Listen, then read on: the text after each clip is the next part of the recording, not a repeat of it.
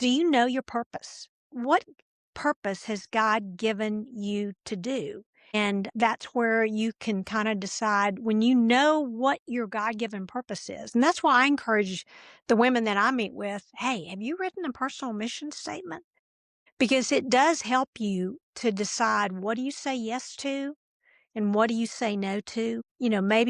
Maybe even at home that you're thinking, well, do I do this or do that? And you kind of think through, what's going to help me live out my purpose the best, is by doing this or that. And so I think knowing your purpose and what God wants you to be doing with your time helps you realize where you need to be investing your time and what you need to say no to.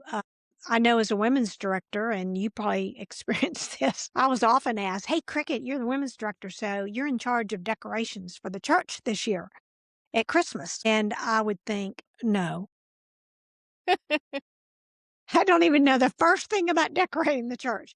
But I would go to somebody and say, hey, Jackie, how would you feel about decorating the church for being in charge? Cricket, I was hoping they would ask me.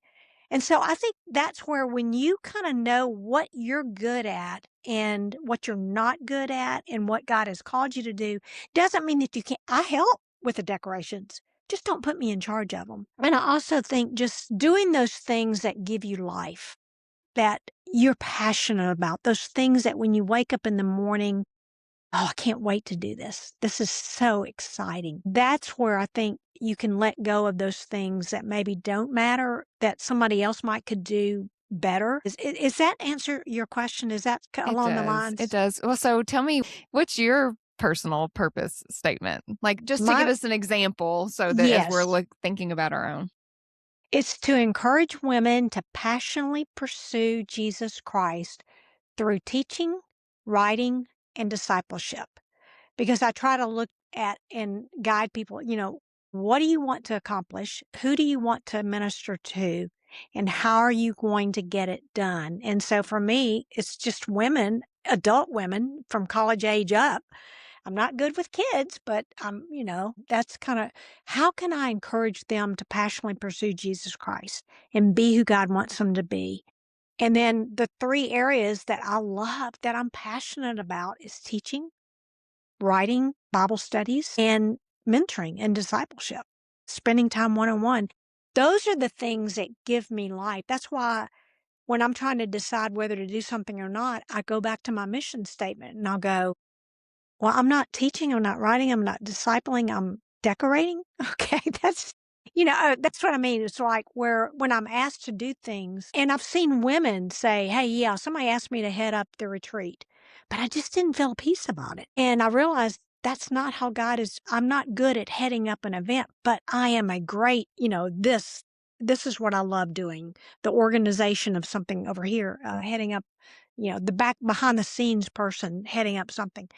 So, but that's my mission statement, and I will every day think through how am I doing that? Or when somebody asks me to do something, I'll ask, how does that fit into my mission statement and my purpose?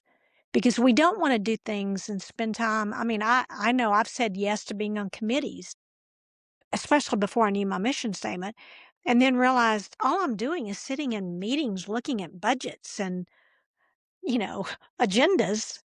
And my mentor came to me at church and said, Cricket, you're frustrated because you're not using any of your gifts.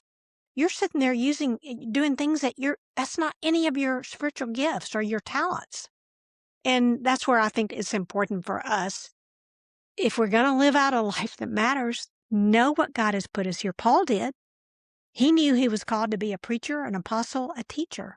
Jeremiah 1, he says God knew exactly before he was even in the womb what he had called Jeremiah to be.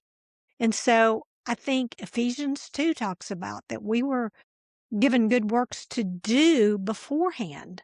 God knew exactly what he wants us to do. So will we live it out?